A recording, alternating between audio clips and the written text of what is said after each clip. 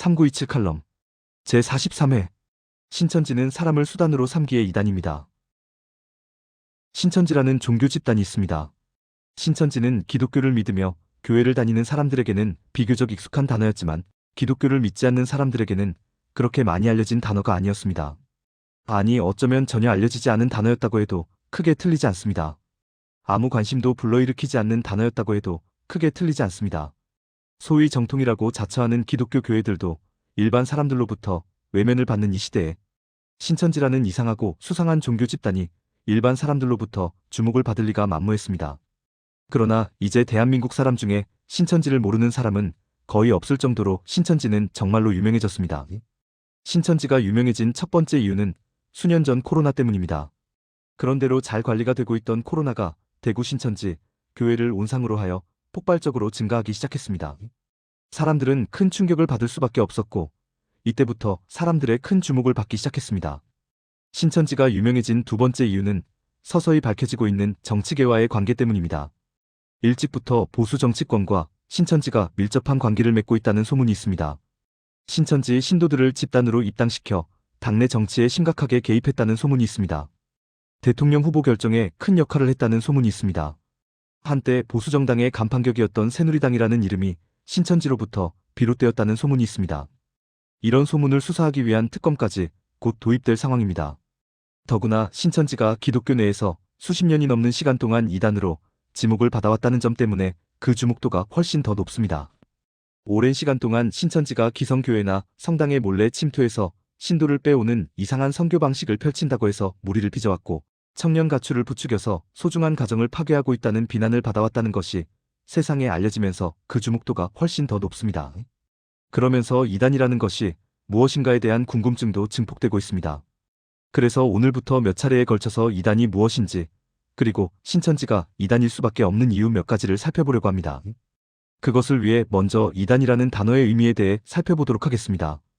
기독교를 믿는 대부분의 사람은 이단이라는 단어를 기독교 용어로 알고 있지만 사실 이단이라는 단어는 원래 기독교 용어가 아니었습니다. 달을 이 발을 단, 즉 옳지 않은 도라는 의미의 이단이라는 용어는 조선시대의 유교 지도자들이 도교나 불교 등을 일컬어 거짓 가르침으로 세상 사람들을 속여 정신을 홀리고 세상을 어지럽히는 무리라고 비난하면서 사용했던 용어였습니다. 그런데 우리나라에 기독교가 들어오면서 신학적 정통을 벗어난 분파라는 의미의 영어 헤럿이라는 단어가 함께 들어왔고 이 단어를 이단으로 번역하면서 이단이라는 단어가 마치 기독교 용어처럼 자리매김하게 되었던 것입니다. 그리고 이단이라는 단어와 함께 사회에 해악을 끼치는 사악한 가르침이란 뜻의 사교란 단어, 겉은 비슷하지만 그 근본은 다르다는 의미의 사이비라는 단어, 진정한 종교가 아니면서도 종교 흉내를 낸다고 해서 유사종교란 단어도 널리 사용되고 있습니다. 여하튼 기독교에서 이단이라고 할 때 그 의미는 신학적 정통을 벗어난 분파주의자들이라고 정리할 수 있습니다. 그런데 바로 이 지점에서 우리의 고민이 발생합니다. 조금 전 이단을 신학적 정통을 벗어난 분파주의자들이라고 표현했습니다. 이 표현에 따르면 이단은 홀로 존재하는 것이 아니라 반드시 정통이라는 것에 대하여 존재하는 것이라고 결론을 내릴 수 있습니다. 그렇다면 정통은 누가 규정하느냐는 것입니다. 누가 정통이 되고 누가 이단이 되느냐는 것입니다. 이것에 대해 우리가 고민하지 않을 수 없습니다. 그래서 여러분께 여쭈어 보겠습니다. 유대교가 있습니다. 유대교가 정통이겠습니까? 이단이겠습니까?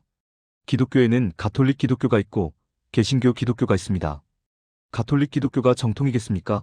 이단이겠습니까? 또 개신교 기독교는 정통이겠습니까? 이단이겠습니까? 가톨릭 기독교에는 서방 가톨릭이 있고 동방 가톨릭이 있습니다. 이 중 어느 것이 정통이고 어느 것이 이단이겠습니까? 또 개신교 기독교에는 장로교도 있고 감리교도 있고 침례교도 있습니다. 이 중 어느 것이 정통이고 어느 것이 이단이겠습니까? 아마 대답을 하시기가 쉽지는 않으실 것입니다. 그래서 대신 대답을 해드리겠습니다. 2000년 전 예수님께서 오셨던 당시 유대교는 정통이었지만 예수님은 오히려 이단이었습니다.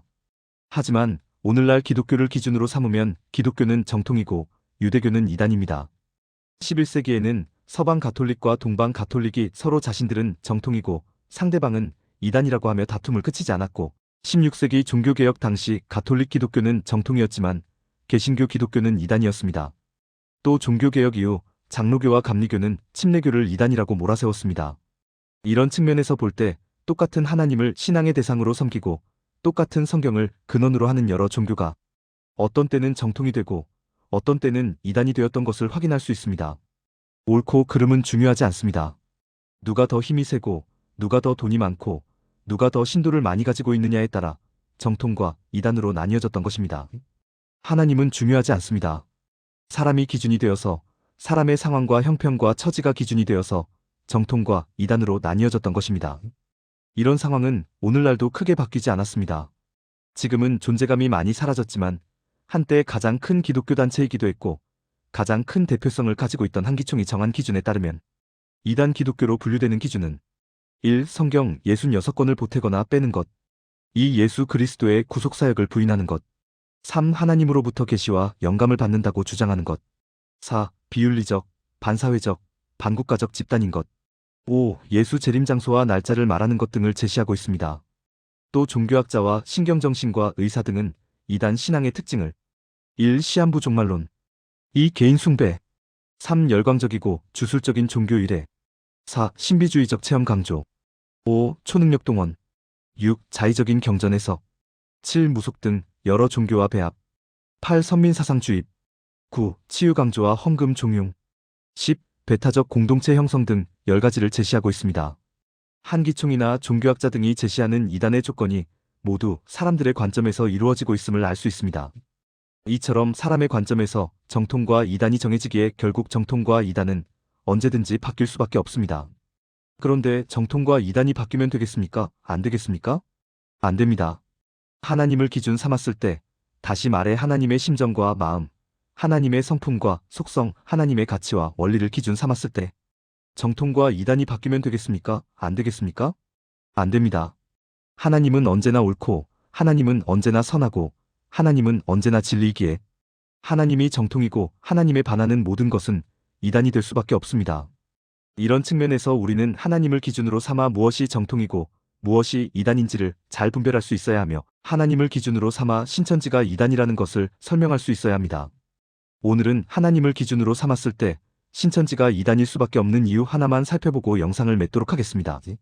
신천지는 사람을 목적적인 존재로 대하는 것이 아니라 사람을 수단적인 존재로 대하고 있기 때문에 신천지는 분명히 이단입니다. 하나님은 사람을 목적적인 존재로 대하시는데 신천지는 사람을 수단적인 존재로 취급하고 있기 때문에 하나님과 다른 신천지는 분명히 이단입니다. 이렇게 말씀드리면 신천지를 믿는 사람들은 신천지가 사람을 수단적인 존재로 취급하고 있다는 증거를 대보라고 따질지 모릅니다. 그때 저는 이렇게 반문하겠습니다.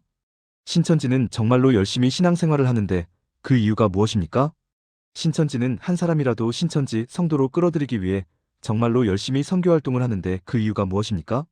신천지는 이만희 교주를 비롯한 신천지 지도자들의 말이라면 무조건 추종을 하는데 그 이유가 무엇입니까? 이렇게 반문하겠습니다. 솔직히 신천지 신도가 교회에 충성하는 이유와 한 사람이라도 더 교회로 끌어오기 위한 이유가 14만 4천 명에 들기 위함이 아닙니까? 14만 4천 명에 들어서 소위 말하는 천국을 가고 소위 말하는 영생을 누리기 위함이 아닙니까? 즉 자기 자신을 위해 다른 사람을 희생시키는 것 아닙니까? 다시 말해 자기 자신을 위해 다른 사람을 수단으로 삼는 것 아닙니까? 아니라고 대답하기가 쉽지는 않을 것입니다.